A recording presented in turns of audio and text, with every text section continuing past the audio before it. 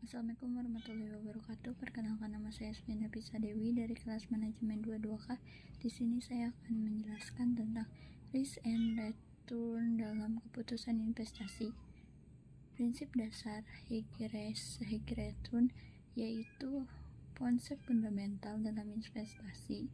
Ini berarti investasi dengan potensi keuntungan tinggi biasanya juga membawa resiko yang lebih besar.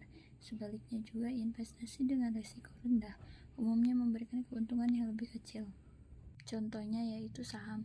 Termasuk investasi beresiko tinggi, harga saham dapat berfluktuasi secara signifikan, tetapi juga berpotensi memberikan keuntungan besar. Obligasi dan deposito tergolong investasi beresiko rendah, memberikan keuntungan yang lebih stabil tetapi umumnya lebih kecil dibandingkan dengan saham. Selanjutnya ada indikator untuk menghitung risk and return terhadap indeks harga saham gabungan, yaitu alat penting untuk mengukur kinerja pasar saham secara keseluruhan yang mencerminkan pergerakan harga seluruh saham yang berdaftar di Bursa Efek Indonesia, yang digunakan sebagai acuan untuk menilai kinerja investasi dan mengukur risiko sistematis, yang dihitung menggunakan metode rata-rata tertimbang berdasarkan nilai pasar, yaitu Market Value Weighted Average Index. Lalu selanjutnya ada faktor lain yang mempengaruhi. Selain yang tadi, ada beberapa faktor makroekonomi juga mempengaruhi risk and return. Yang pertama yaitu pertumbuhan PDB, indikator kesehatan ekonomi secara keseluruh. Yang kedua yaitu laju inflasi, yang mempengaruhi daya beli dan nilai real dari return investasi.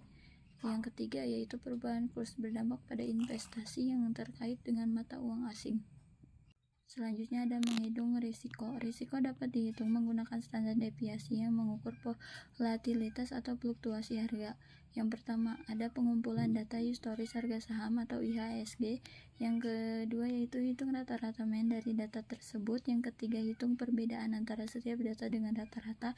Yang keempat kuadratkan perbedaan tersebut. Yang kelima hitung rata-rata dari hasil kuadrat atau varian. Yang terakhir adalah yang nomor 6, akarkan varian untuk mendapatkan standar deviasi.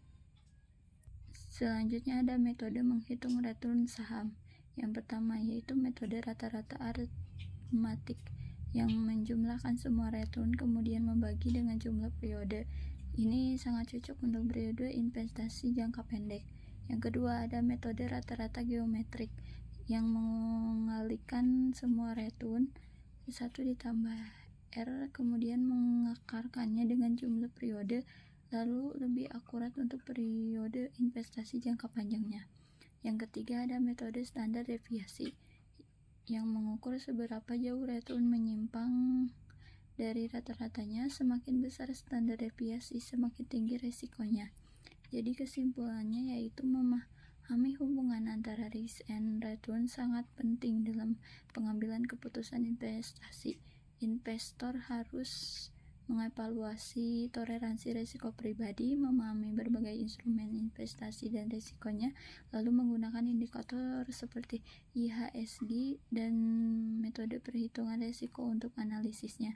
Lalu ada mempertimbangkan faktor makroekonomi dalam keputusan investasinya, melakukan juga diversifikasi portofolio untuk menyeimbangkan risiko dan potensi return.